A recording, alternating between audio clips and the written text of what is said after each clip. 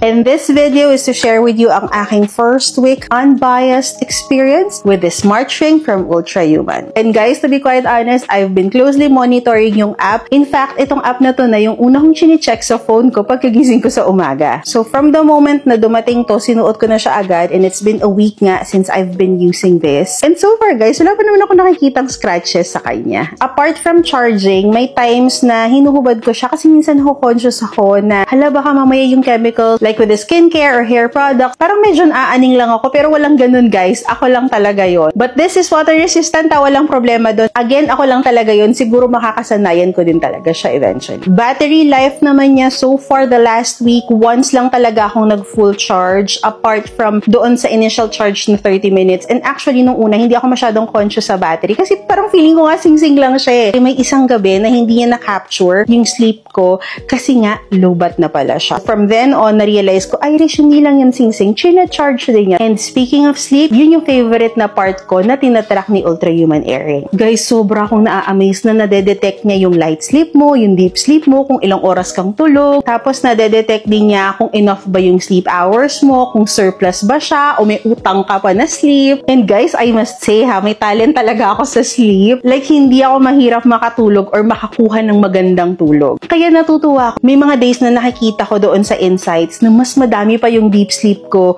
kesa sa light sleep ko. Or nakikita ko doon na, ang haba ng tulog ko ngayon, ilan yung surplus in minutes ng tulog ko ngayon. And actually, kanina guys, hindi mahaba yung tulog ko. I think 6 hours lang siya. So, meron akong utang na sleep. Tapos, eto pa ha, bukod sa talent ko sa pagtulog, alam ko naman na hindi rin ako malikot matulog.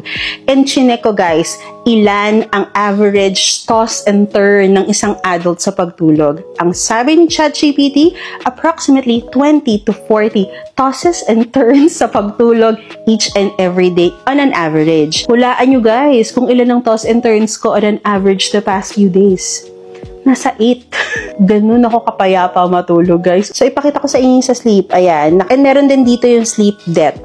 So, nakalagay dyan yung pula. Ayan yung dahil nga kulang ako sa tulog kanina. Tapos, pag inopen mo siya, nakalagay. May surplus pa ako na 1 hour and 30 minutes. So, nakalagay, diba? O, diba? Bongga. Ang dami kong tulog. Kanina lang. Yung onti lang daw yung tulog ko. So, apart from sleep, isa pa yung natutuwa ko dito is yung stress rhythm niya. So, to be quite fair, the past few days, one day lang na may nag-show na stressed ako. And I think that's for 40 minutes. But the rest, usually, relaxed daw ako or stimulated. Diba? Yung parang orange, ayan yung stimulated. And then yung parang white-gray, yan yung relaxed. And then, may day, ayan, na ako ay stressed for 40 minutes. O, diba? At ang oras niyan is sa tanghali. So, siguro may meeting ako dyan. na na-stress ako sa client ko. Pero ayan, nakakatuwa, diba?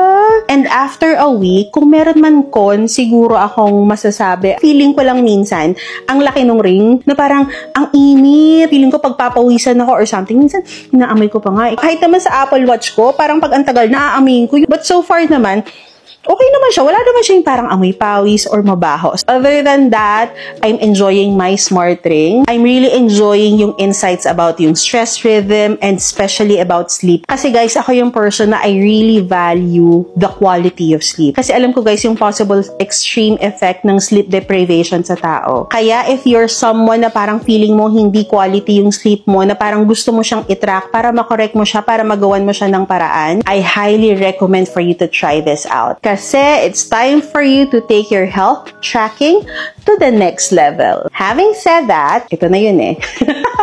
Ultrahuman is generous enough to partner with me in this journey. Kaya kung interesado kang i-level up ang iyong health tracking, ito yung link kung saan pwede kang bumili ng Ultrahuman Airing and use my discount code IRISH10 for your 10% discount. On top of the 10% na makukuha mo with my discount code, free shipping na sila guys ha. At ito pa, meron din silang tabi. Kaya ano pang iniintay mo? Go na, get shingin mo na yan. And together, let's enjoy our health tracking with Ultrahuman Airing. So, ayun lang guys. Maraming salamat for watching. Till my next video. Bye!